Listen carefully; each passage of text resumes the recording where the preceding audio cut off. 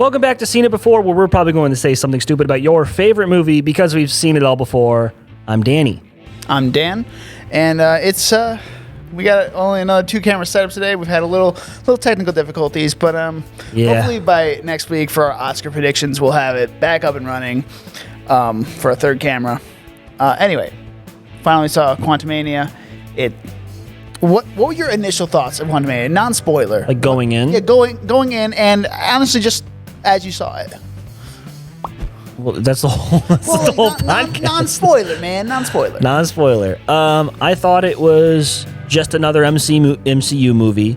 I was excited going into it because of what I could see, what I saw Jonathan Majors doing in Loki, and we'll see if that paid off in this movie later on. Okay, cool. I thought not just a generic MCU movie. It's definitely diving into all the weird stuff, kind of a little Star Wars-esque at times, and I liked that. It was different from Marvel, and they gotta try new things. And the Ant-Man movies are already kind of just cheesy as it is, so it kind of fit into that whole franchise itself.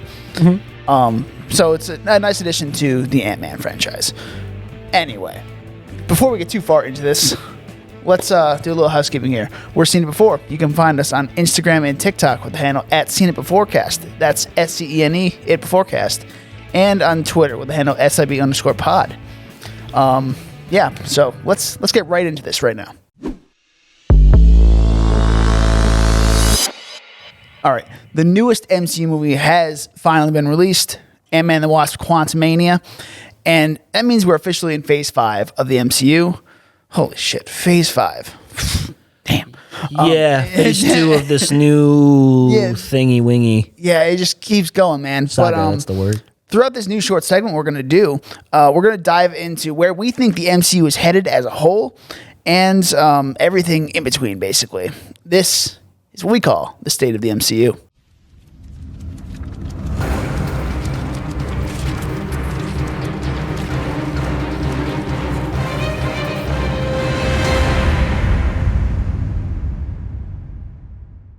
This movie itself, Ant-Man and the Wasp: Quantumania, trippy. Yeah, I think is the main word for it. Trippy, really cool visuals. You could definitely see the volume was used a lot that they used on The Mandalorian. Yep. You can definitely tell that was used, right? Yeah, I could definitely tell. Like the wider shots for sure. Maybe even like when they went into the what the hell was the thing called? The probability storm. I think that was probably the volume as well. Oh yeah. Yeah. Weirdly enough, that's like probably the most the best looking sequence. It was cool, right? It was really cool, and yeah. I hope they kind of stick with weird stuff like that, since we're gonna have a million friggin' Kangs coming all over the place. Mm-hmm. So, I noticed something in the post-credit scene of this movie. The next Kang variant in Loki season 2 is called Victor Timely. So I kind of did a little research on this character, and yes, he is in the comics. So he forms this place called Timely, Wisconsin, which acts in the early 1900s or so. And that eventually becomes Chronopolis, which is technically what was in the quantum realm. That was what the city was modeled after, Chronopolis in the comics. Yeah. But it's not. So no. the one in Ant-Man is just like a miniature version? Yeah, in a way. Or I don't know, maybe if that's going to actually come into play in season 2. But it's kind of interesting to see where that's going to head and how many Kang variants we're going to get in season 2 of Loki, because I loved the first season. I hope there's like one per episode or something like that, or they have like cool. Maybe like a different Kang variant type of crime scene each week type of deal. Yeah, that'd be funny. It's not. I mean, Kate Herron is not directing this season. She stepped away from the Loki series, so it's gonna be a completely different director. Same writers. I don't know if Michael Waldron's involved.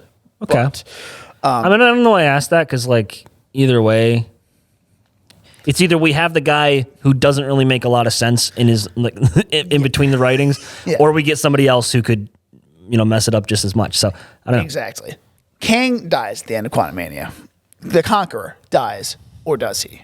Or is he stuck in the probability storm? I was waiting for some shit to happen. At when he's when Scott's walking down the street, he's like, wait, what if he didn't? And then I like how they kind of bookended that in the movie. Like it started with, it started like that and it ended like that.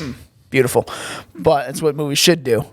But it just, I think he's in the probability storm. The many ways he's going to be able to get out of that for Secret Wars, probably. I think that's when the Conqueror is going to come back.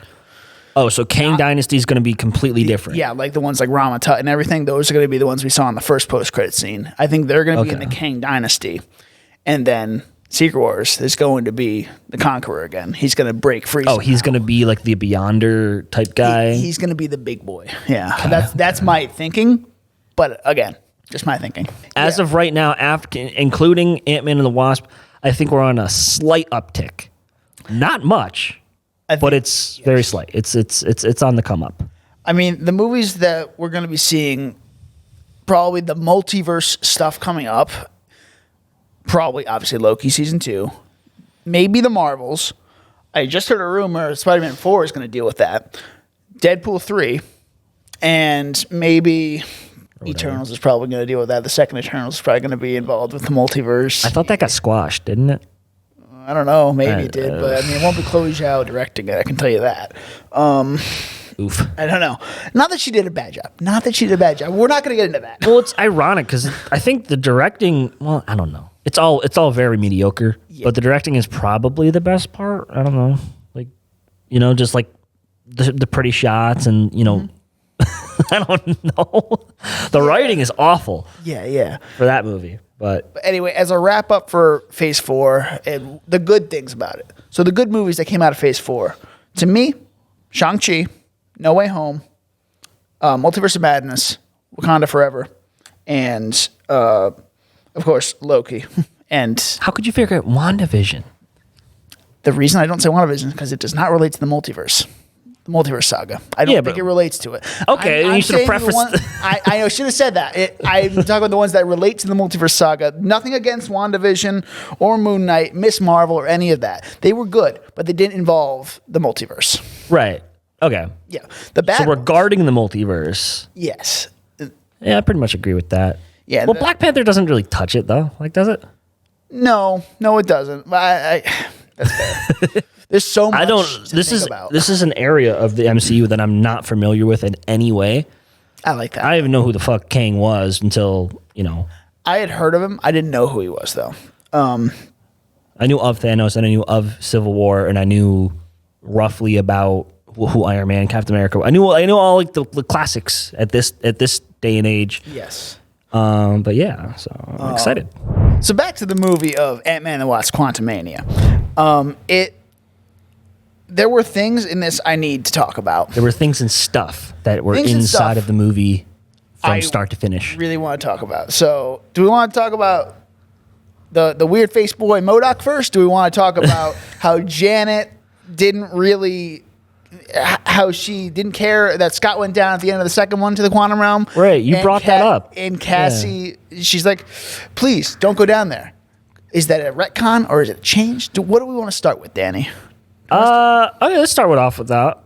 Okay, we'll start off with Janet. All right, so Janet's motivation in this whole movie is she has this terrible, terrible secret. And she's like, I know about this bad dude named Kang, and I kind of helped him almost, and then she sabotaged it. Whole thing was she knows he's out there, and I do like it's almost more interesting her backstory that we don't get to see, where like she's a freedom fighter for like 30 years, fighting with Bill Murray or Krylar. And then his whole thing where like, after Janet leaves, gets rescued by her family and Ant-Man and the Wasp, he started, or I guess he joined Kang. It's like, if you can't beat him, join him. I thought that was more interesting than the actual like, so she meets Kang. He crash lands in her little area of the quantum realm. Yes, her farm. Yeah. And then he's like, what is this place? Yeah, the dramatic opening. And he's like, oh, it's the quantum realm. Yeah, and he got banished from the dynasty. Right. So is this, from what I'm trying to understand, this is the, he gets banished by his other versions of himself, the Council of Kangs. Yes. And I'm just a little confused how this relates to Loki. I was under the impression that the one who remains, or he's the guy who wins, right? He's the one guy at the head of everything, and he's the one who beat out all the other versions of himself, and he's semi-good. He was holding back the ones like Ramatut and all of them. If he died, that releases them, and that releases all this madness, probably. And so that's right. But when Kang, I'm going to say one who remains in Kang. They're two different characters. Yeah. When Kang crash lands in the quantum realm, that's way before. That's how one who remains is dead. Yes, well, not necessarily, because the TVA, time works differently. Remember, as they said, we don't know when he crash landed. We don't know how the time works, how the time travel works, the TVA and everything, and how everything works. They say something like time is not what you think. Yeah, he said it's a cage. Yes. Very, vague because they don't want to explain it. I think they want it to be vague right now because they also don't know where it's going. I also, cynical me here again. Yes. I don't think they have any idea how to make sense of any of this, and they're just gonna BS it till it doesn't matter anymore. I think, or they're just teasing us for what's to come. We don't know. Being non-cynical one, they're teasing us and they're leaving little bits of information along the way, like they've always done. So, but. They broke their own rule. We've already talked about this, but in Multiverse of Madness, you have the whole fucking, like if you create an incursion and shit by jumping to a different multiverse, that conflicts with what they established in Loki, where it's different timelines and then keeping it all in. And then that also conflicts with, what was it? There's another thing. I forget, but somebody jumps to it. Oh yeah, Cap goes back in time in Endgame. Somehow ends back up in the OG timeline we've been watching from the very beginning since Iron Man. That doesn't make sense. So all these rules are conflicting with each other, and I don't think they know what they're doing, and I don't see any way out of this. So you're super optimistic. You're kind of like, Marvel's going to do their thing. I get it. I like to understand things. Yes, you like to understand things, and sometimes you just don't need to understand them. You just need to watch the movie for what it is. You're always telling me to watch the movie for what it is, and now it's kind of like the exact opposite thing. I'm trying to be optimistic. I'm like, oh, they're going to figure it out, or they're not going to figure it out, and it's just going to be a fucking retcon, but who knows at this point. So we are living in a post-Rise of Skywalker world. Nothing makes sense. Post-Harambe, post-Rise of Skywalker world. Yeah. So all I'm saying is that, I just want to have a clear... just direction. A clear direction of being like, do I make sense of this, or do I just forget about it and we're gonna move on and just figure it out, and we're gonna just forget about it. It's like they need more exposition for it, and they have these little bits in Loki season 1 and now Quantumania. Maybe Loki 2 is gonna dive into a little more of that, and that's what I'm hoping for, because that's the next one that's gonna deal with the multiverse. Right. Loki season 2. I hope it makes sense, at least in the context of that show, I hope it makes sense. They got 6-hour-long episodes to decide what they're going to do. So I think... Maybe. If it's anything like the first season, it's going to be... But, it goes back to the first question, when is Kang dropping into the quantum realm? Because it has to be before Ant-Man and the Wasp, before Janet is rescued, right? Because she's in the quantum realm. Maybe he didn't choose to go there. Maybe it just kind of... happened to drop him there, and then it's just random at that point. And then there's still an end timeline, but we don't know what that is. Right, that was teased very much in this movie. It's like, you don't know what's gonna I'm coming. I don't think he knows what's gonna happen. I think he's trying to play coy at it, because most of the Kangs know what's happening. Like He Who Remains, he knew what was gonna happen, but he's dead now. So do they all know that, or is it just He Who Remains? We don't know that. We don't know what it is at this point. The way Kang was talking in this movie, we're just where he knows what's at the end of time and he figured it out and whatever. He's talking a lot about how what I imagine He Who Remains would be understanding the timeline. Well, they are the same person, but they're not. Yes, they're different variants. They're the same person, different variants, yes. Right? Yes. So I don't know. I really hope they make sense of it. They got time. They got time to make sense. I like Jonathan Majors. Yeah. I loved him in Loki. He was magnetic in that one episode. What he's doing here, though, I don't know. What do you mean? You don't know? Because I thought he was fantastic. Okay, so He Who Remains, his version of playing that character, I think is too close to what he was doing with Conqueror? with Kang, with the Conqueror. So I'm thinking, so in Loki, He Who Remains he's like, he's almost like giddy. He's like, oh, I don't know what happens at the end of this timeline. Oh, but then Kang is, I just got the impression from what they were building him up, like he's this, I was under the impression that you ever seen, you've never seen Succession, right? No. Okay. Logan Roy, he's like he's the father of this old money business guy. So he has like a Godfather type grip. Really, I was expecting Kang to be very controlled and very, not so much like, Janet, do you want to come with me to the other multiverse? You can see your daughter. You know what I mean? It's like, it's very like loony, but like subdued. And it was like, it just didn't. He was controlled. He was controlling himself until he couldn't any longer, and they just beat the shit out of Scott. So, see, but I wasn't. I don't know. It's like it was too close to that version. I think. Well, I don't know. Don't worry. We're gonna see many different iterations of Kang. Also, if we want to talk about that end credit scene, I know I'm shitting all over this, but like it was really cringy. Which one? The one with all the Kangs. All the Kangs. Yeah, like with the. I thought it was dope. With the hut, with the tut. What was him? Rama Tut. Right. And then you got the other guy who's like, the other guy was doing some shit where he's like, yeah, let's burn them all. And I'm like, oh my God. Well, they are different characters. Well, that's what we had to look forward to. But I think. I don't know. I can't describe what was wrong with it. Something was wrong with it. It just felt really cringy. The Marvel fatigue too at that point. So you never know. Maybe. Let's see here. The other thing I wanted to talk about. Let's go to MODOK now. Let's move on to MODOK. MODOK I liked him. I did too. I thought his face looks weird, but that kind of makes sense because he kind of got squished the fuck down in the first one. So I mean, I wonder. Like they showed a clip of I just thought he just kept shrinking and shrinking and shrinking and shrinking until he like just popped out of whatever. I didn't realize that like at least in this movie they show a flashback where like all his body parts are being different sizes. Saw him Darth Vader. Yeah. It was great. So then he just so I'm like, oh, that's cool that they kind of planted that. I'm not if they didn't plan that, it was really lucky because like that's how MODOK looks anyway. I don't think it was planned, but I think it was a happy accident. Yeah. Yeah, and it worked. I thought it was really, I saw a lot of people criticize this movie where you have Kang who's throwing a temper tantrum and killing people, and then the next second you have MODOK cracking a joke.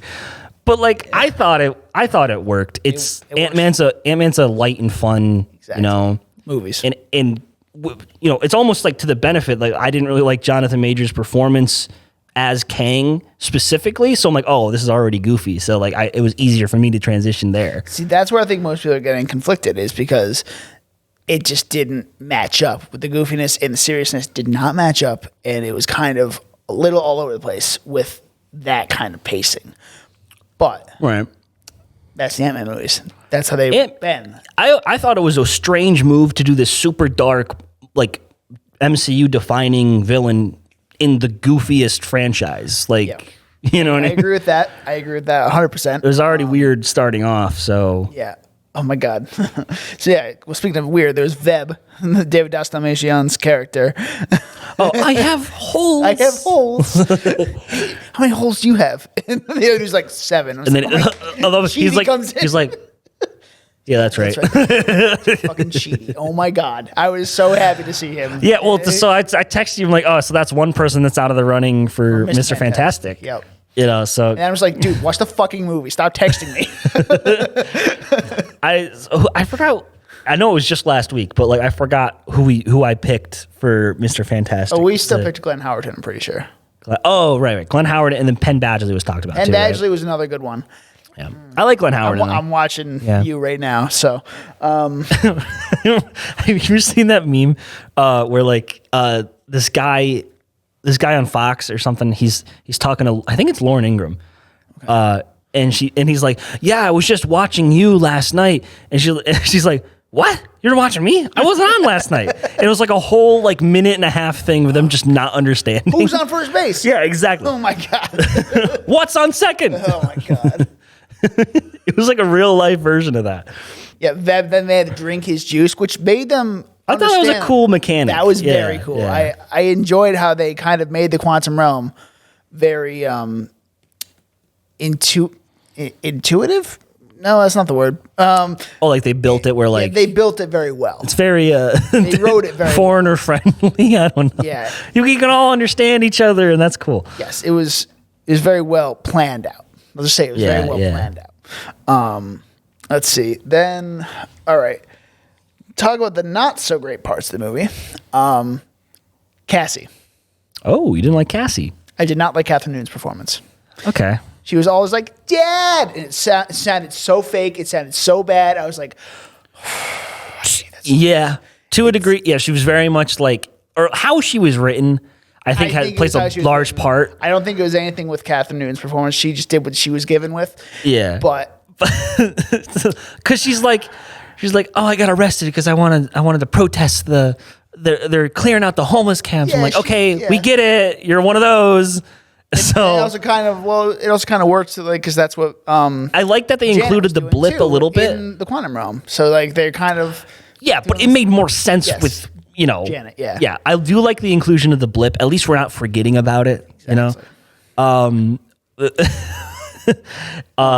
So Catherine Newton, I think I don't know. She's definitely not the strongest part. I don't think she's the worst part. I think the worst actor in this movie is whatever her name is, the one from the barbarian, the Xena looking woman. Yeah, Xena dude. Why was she hired? Well, she was awful. I mean, yeah, she's forgettable for sure, but.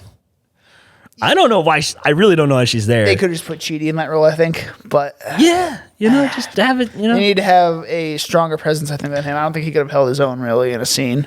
Like that is serious, should I say? Yeah. So they had to have someone. But it's like there. Or how she was playing it was very conflicting to the tone of literally everything else. Yep, I agree. She like Ant-Man's just like they're doing like the back and forth, oh, don't think that. Oh, I can't help it. And then. She's like, enough of this. We need to like figure out who this person is. She's very ultra serious and like barbarian. It was just, Yeah. And I think I definitely got how people are complaining about how the conflict of tone with Kang and Ant-Man that she's like embodies that. It's like really, yeah. Yep. Going back to Cassie for a second, what do you think about that petition for the justice for Emma Fuhrman, the girl who played her in Endgame? There's a petition online to like not necessarily replace Catherine Newton, but like just like what the fuck happened? Like why didn't obviously they wanted a stronger actress. I wasn't aware that they recast her. Yeah, Emma Fuhrman was the one who played older Cassie in Endgame. And then they recast Catherine Newton to play her. Yeah, I don't really. I mean, yeah. Sure, it sucks. It sucks for her because But would she have done much better? That's the thing. I don't know who she is. Exactly. I don't. Not necessarily. I recognize Catherine Newton from something else. Yeah, she's been in a few things. But like who knows? She could have the original Cassie could have been the original Cassie. Maybe she's given more. Maybe she could have done something with this, but it just. I mean, MCU casting or recasting happens a lot. It would happen with Don Cheadle and Rhodey and fucking Mark Ruffalo, like. Yeah. And those are very high profile, and like we've gotten past it with that. It's true. I feel like this is pretty seamless compared to that. So, but I do feel it is unfortunate for the other actress. Maybe she gets maybe she's a variant of Cassie in some other universe or something. That could be cool to come back to in Secret Wars. I'm just saying. Yeah, that'd be cool. That could be a nice like little poetic justice in a way for her. Yeah. So, anyway. Krylar. Let's talk about Krylar. Yeah. Mr. Bill Murray is a dick. Well, yeah. Yeah. All of his lines were just like, yeah, I fucked your wife, Hank. And then there's a very sexual piece of broccoli. That was weird. Yeah. I thought he was going to cry at the end. Yeah. Where like Cassie's like, we need to stand up. And he's like, I thought he was going to go like wipe a tear from all his different eyes that He are hit in on his... Hope earlier in the movie. Oh yeah, The Rock with a very She's like, oh, thank you. Yeah, that's okay. yeah. Hope was sidelined a lot in this movie. Yeah. Considering she's the other part of character in the title. She's literally a titular character. Not too happy about it, But I am happy though that they went out of their way to really. So Hope's whole thing in the first and second Ant-Man movies, she is like misses her mom. She's not around. She's very much built because of the absence of her mom, right, and only with her dad. Yes. So I liked that we had a lot of scenes with her and Janet, working together. They're in that B plot of the story, and the A plot is Scott and his daughter, who we don't actually get to see interact until this movie, really. Mm-hmm. Like, she's like a little kid in the first one, in the first two, and then, quick 5-second scene in Endgame, and now we have this. So I like that they paired them up the way they should be. The probability storm. So when Scott and Cassie are captured by Kang, basically Kang gives Scott an ultimatum: help me or watch your daughter die, basically. Right. So standard bad guy. Typical bad guy stuff. MODOK's chilling in the corner, just cracking jokes. Corey stole. He's great. He stole every scene he was in. Anyway, so they go to the edge of the abyss, basically. I was like, well, that's terrifying. And then Scott has to go basically recharge the orb, shrink down the orb again, basically, that he lost. Right. It's like Janet basically blew it up. Right. So her whole plan was to be like, stick all like the blowy up things, the pin particles, blow it up till it's unusable or too cumbersome to figure out. And now Scott has to shrink it back down so it can work again. Yeah. So, but it's like he had to shrink way down. He had to shrink to get at the thing that's blown up. Yep. And then when he's in this probability storm, it's all the choices he could have ever made in his life, basically. Yeah, like in that moment or whatever, because I think it's in his life. It's not necessarily like it's so wait, every all version roads of lead himself that would have done that. Every choice he's ever made, what he would have done in that moment, I believe, if he was thrown into this situation. Oh yeah, because he has to be there, yes. Right? Like so, that's say Baskin Robbins Scott, he showed up. So somehow Baskin Robbins Scott, if he showed up randomly in the probability chamber one day, what would he do in that situation? That's what the probability chamber is. Oh, I got it. And I'm just like, So in the majority of universes, except for one, apparently he's always Ant-Man. Mm-hmm. That's cool. Did you notice that Baskin Robbins Scott, his name tag was Jack? Yeah, that's is that something from the first movie or like? That is Paul Rudd's son's name. Oh, that's cool. Yeah, it was cute, right? So he just so when Sepp was working at Target, she would always just grab some random person's name tag if she didn't have hers. I guess it kind of works on two levels. It's a nice little nod to his son. Hi, I'm Jack. Yeah, it's great. And speaking of Baskin Robbins, this is the 31st movie in the MCU. 31 flavors of Baskin Robbins. Baskin Robbins always finds out. Baskin Robbins always finds out. Love how we're looping this back. Anyway, so back to the probability storm. So Scott's basically trying to find his way. Who's the real Scott, basically? I don't know. Who's the real Scott? And they had to, shrink it down. Then Hope comes in out of nowhere. She has a million different wasps coming in. Right. And I like how they find each other and then they get it all to work out. It's nicely done. It's a very cool, very CGI heavy scene. Holy shit. I can't even imagine. Oh, yeah. It must have been a pain in the dick to animate. The graphic designers are already stressed enough as it is, man.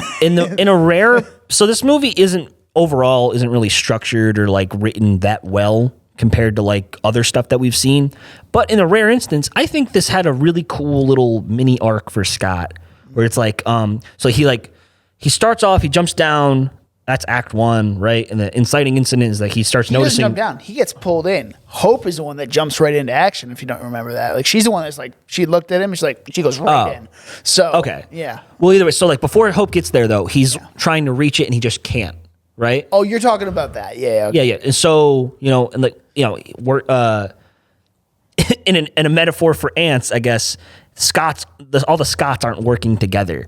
And then Cassie, I don't know how she can speak to him. She calls out. He can hear her, I guess, and that's what always brings all the Scots together. Yeah, it's like we all want the same thing. A little on the nose, but I thought it was really cool. It's nice. It's a nice little thing. There's some nice messages. Yeah, and then all the Scots work together like ants because they're ant-men. And yeah, there's that. And then they reach Don't be a dick at the end, but we'll get to that. But look at me. I'm such a dick. Don't be a dick. Don't be a dick. Let's see. It's never too late to stop being a dick. The wise words of Cassie. That was best line in the movie. Okay, so apparently some ants fell through when they were all going. Yeah, I saw that in the beginning. Yes. Like the thing broke, and I'm like, oh, that's probably gonna come back. And there were already some ants they were already building stuff, so they were already smart as it was. Yeah, they kind of throw that in. It's like my ants build it now. They went through 1,000 years of development or something like that. They went into a pocket dimension of like time dilation, and then they found their way, and they took themselves to this moment in time to help out. It's time wild, travel was man. figured out by ants. Wild shit, man. So there's probably a universe out there where everything's run by ants, which is this is like the Multiverse of Madness movie we should have gotten, honestly. Yeah, it's actually a little more. It's more multiversey, yeah. More madness too. More madness, yeah. Yeah. But yeah, then we get into the big final battle and at Chronopolis and everything. Sort of backtracking a little bit. Sure. I like how this movie is.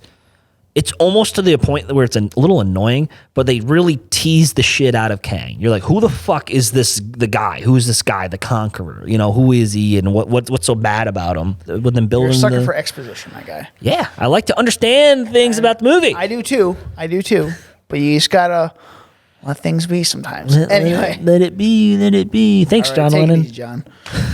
Let's see. So the action in that final battle, it was fucking great, I would have to say. I didn't like the part of like Cassie's just kind of like, she helps people escape, which is great, but then she's just kind of running around with MODOK following her for like 10 minutes. I'm just like, okay, I don't care about this. Stop cutting this, whatever. MODOK gets fucked up by ants. Yeah. Kang gets fucked up by ants. At first, and then we don't see how he gets away from the ants. I knew he was going to come back right at the end. Because he gets swept away. I'm like, that's it? That's not it. Yeah, before we get to Kang, let's get to MODOK and the don't be a dick part. So, why do they have to kill off these fucking villains, man? Well, I don't Marvel's know. problem since the beginning is killing off their villains. In their defense, this is technically the villain from the first one. So, they killed him off too. I thought they killed him off too. Right, so he could come back. I don't know. Well, the multiversal version of him, but it'll be a different MODOK, but it won't be when it's like an all-time great villain, like I think MODOK is a pretty all-time great Marvel villain. Just saying. Ultron seems more.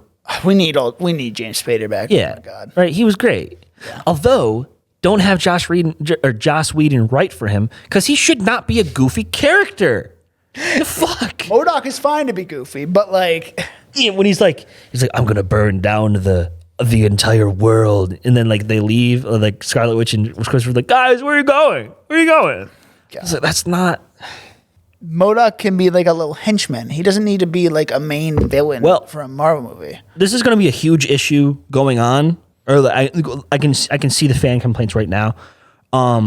If they kill off somebody or like find a situation where a certain character who's dead could come in handy, you can just bring them from a different universe at this point. So MODOK could show up in the next movie with the multiverse. I'm sure that's a huge problem that Marvel is trying to figure out right now, because like, oh, Iron Man's dead. We got a Tom Cruise version over here. He could, or we got another. Like anything that can happen too, because obviously he's probably going to come back in Secret Wars. It's not a big secret that Robert Downey Jr. and Chris Evans will probably be back for Secret Wars.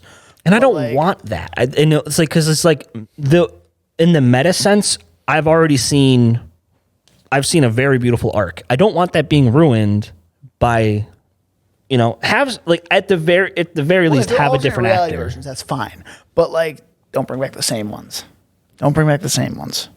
Or Not even similar that. ones. If I see Robert Downey Jr.'s Iron Man in any context, I think it's still unless gonna it's be the a little hologram. The hologram is fine, but like hologram, maybe. Like 'cause him we talking still to Riri haven't seen Williams. Morgan since Endgame either, so I don't know Right. what's going on with that. I don't know. It would just feel cheap, you know. It would just feel, you know, Yeah, no, I get that. like And you know. and on the other end of killing people and bringing them back, I was going to go somewhere and I lost it. Shit. Anyway, that's Kang, Thanos. People who are dead and came back. Darth Maul, well, Star Wars. This is a Marvel Star Wars movie, but Han Solo. I hope. oh boy, oh boy. Yeah. So back to the battle. There's one shot in particular that was dope as shit. It's when Hope like slingshots Scott into the force field. Like that just looked so cool. Oh yeah, he breaks it with his feet. Yeah, that was so that was cool. pretty cool. Oh man! So, and then obviously the fight between Kang and Scott. I don't know how Scott survived that fight. Why did no one die in this movie? They hyped it up. MODOK And someone died. was gonna die in this movie. MODOK died. Some of the main cast, The main cast. like he was the Hank, main cast in the Hope, first movie. Janet, Scott. Oh, Janet. What? Which one of those was gonna die? I thought it was for sure gonna be Janet. For sure she was getting killed off. But why would they bring her back just to kill her off? That's the dilemma they had there. I don't know, man. What do you want? I want them to kill someone off. It's a Marvel movie. They killed off everybody and brought him back anyway. No, because like we're gonna obviously someone's gonna die in Guardians 3, The only person That's who's the actually Thor legit trilogy. dead is Black Widow. and Tony. Well, you just said they could bring him back. Yeah, that's fair. You know? I'm just saying, like in the universe we're in, the ones that are dead, we don't know if Cap's dead. He might not be dead. He might be back. Yeah, in the next- he's got really old. We don't know if he might still be around, but it's just. I'd love to see him kind of. This is off topic for the next movie, but I would love to see him kind of mentor young Sam, like old Cap. That would be cool to kinda get cool. that in Captain America 4. That'd be nice. I'd like to Yeah. see that. I got caught up in the teasers that someone was gonna die, and that's what always happens to Is me. it almost like the like the Spider-Man hype train? No, not anything like that. Well, okay, the Spider-Man really delivered. Yes. With what I wanted, at least. You know, I just wanted to see Toby and Andrew, and we got it. And we got little Daredevil sprinkles on top. Exactly. That was that's nice. cool. Yeah. This guess one, not- I didn't really have too many expectations. I just expected to see Kang and maybe a little connection to Loki, and I got it. So I'm fulfilled. Yeah, it's a decent start to Phase 5, and Yeah. moving forward, we got Guardians 3 next. So I mean, come on, man, has been my most look forward to movie this year. So But right now, so I think Marvel's in this weird kind of limbo area because we're in Phase 2 of this next phase, this next Phase section. 2 of the next saga, right? Yeah. Phase 1 really really built up. Every movie was on the track to get to Avengers. Phase 2, pretty much almost every movie was built up to get to Age of Ultron / leading to Thanos. Leading to Civil War. Well, Civil War 2, which is on the way. So, you know, this saga right now, I'm still Ends not. with Thunderbolts, which is like a Civil War type event too. So Yeah. I'm not seeing too much cohesion. especially Right because now. Phase 4 was not very cohesive at all. Especially for a Right. multiverse saga, there wasn't too It's a much lot about of the multiverse. It's a lot of like, the Infinity Saga was is handled almost so perfectly that like, you know, because it wasn't putting all our eggs in one basket. It was spreading out our eggs in a realistic sense while betting the odds on that. This one we're putting small bets on like every little fucking franchise in the whole thing. And not a lot of them have grown too much. I think WandaVision's probably like WandaVision, Loki, Guardians obviously is great.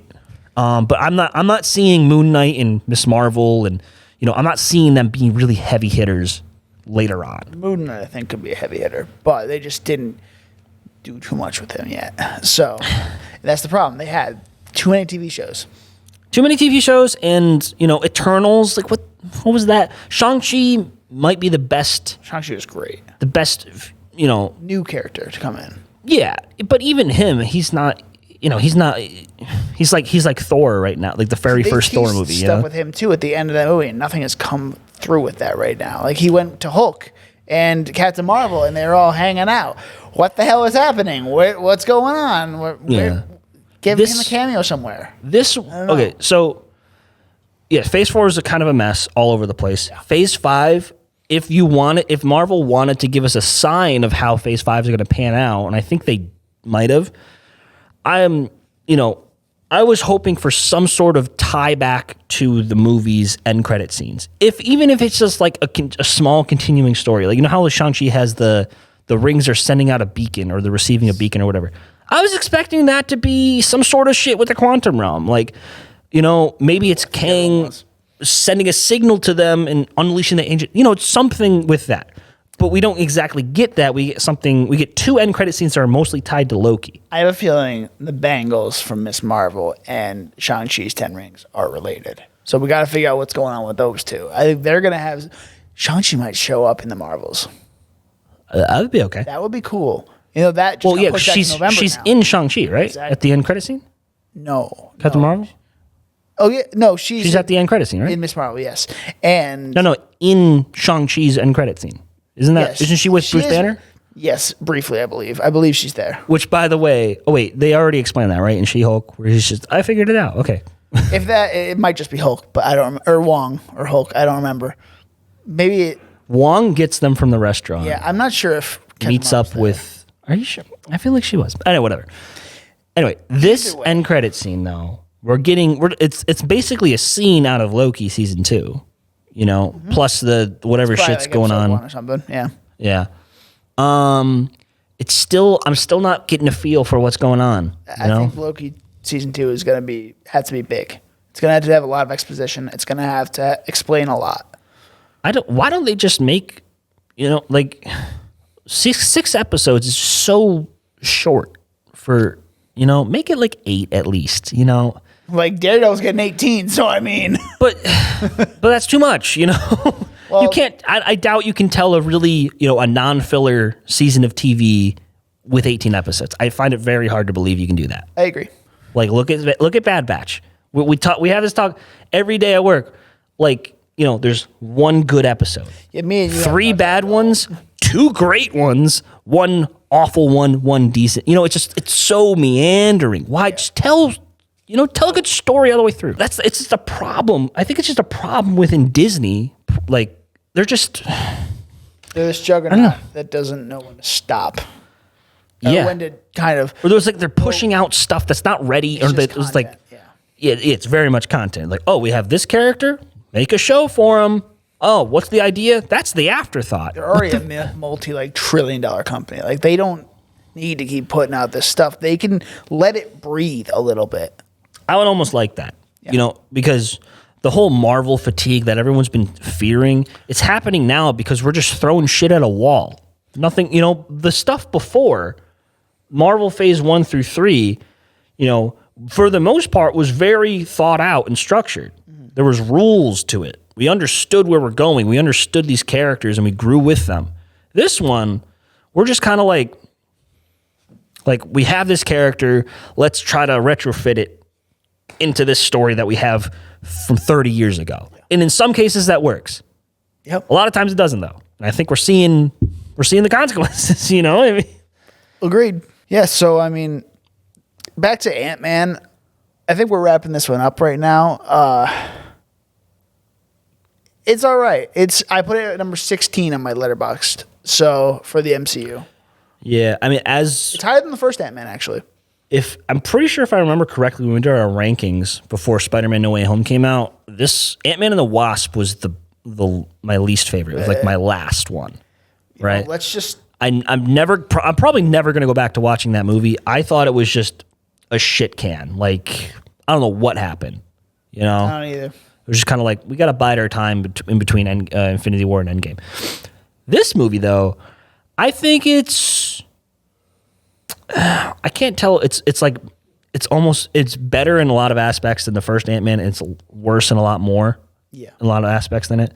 So I'm going to say it's probably just at the same level as the first Ant-Man. Actually, yeah, it's not higher than the first one to me. The first one I have at number 14. So yeah, it's around there. It's in the middle. It's a nice middle movie. It kind of weaves itself nicely in certain ways. Like the effects are all really well done. I don't think any are that cheesy, but they're cheesy, but like they're not like they don't look like shit. I'll say that. The volume, you can definitely tell it's used, which is a problem for Marvel and Disney going forward. And they're still gonna use it because it's a cheaper way, I guess, of when you so some of it's like half and half for me. Some of the CGI elements are really well done, especially in that probability vortex, whatever. Probability storm. Storm, yeah. Right. That was. I think they put most of their time and energy into that one. But when they first show up in the quantum realm, you can tell, bro. That was like, it was bad. Like it was real bad looking. Like, and then a lot of people are comparing this on TikTok to Spy Kids 3 Game Over. Yeah. It's hard not to like. It's shitty green screen, multiple versions of the bad guy. The matching outfits. They're the same. They're the same colors. Like I have not seen this, but yeah, I get it. I can believe this, but I don't want to believe it. I think I'm just in denial about that, and I just don't want to hear it. And then, so another thing I noticed in the fight scenes, there's a lot of pretty basic camera work. But then here and there, I remember one shot specifically of Hope. She's doing like this slide kick or whatever. And we get like a first person view of it and it looks really cool. But then that's spliced together within a bunch of just, wide shots of just, like punch, kick, bad. It's just the basic stuff, So it's like. Until the Kang fight scene. That one's actually pretty good. Yeah. Like he's beating the shit out of Scott. He just stomps him. But yeah. Yeah, I love a good little fist fight, Yeah. More creativity there. Boot. I see.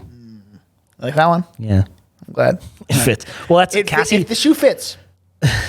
Okay, just do the outro now.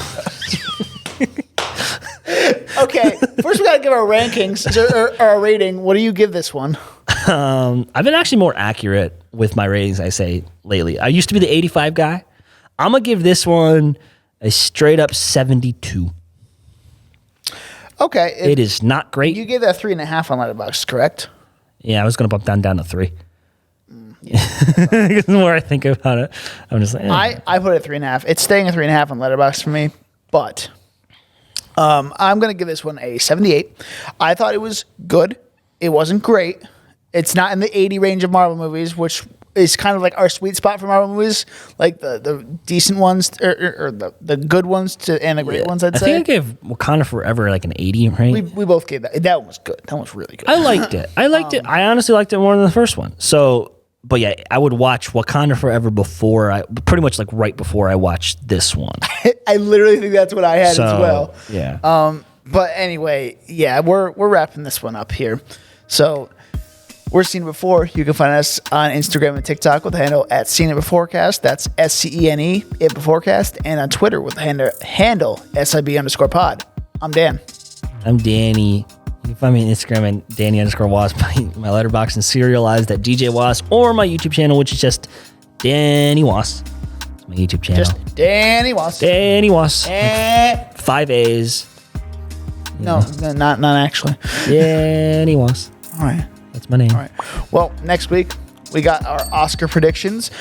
We don't know if we're going to do a live stream at this point. If anything, it's going to be out the next day. We're going to record it, and it'll just come on YouTube the next day. We don't know yet. Yeah. We really want to do this, but our Wi-Fi is not that great. Our Wi-Fi sucks dick. Don't be a dick. Don't be a dick. It's never too late to not be a dick. It's never too late to not be a dick. At my internet service provider. So, but yeah, so don't be a dick. Stay cool.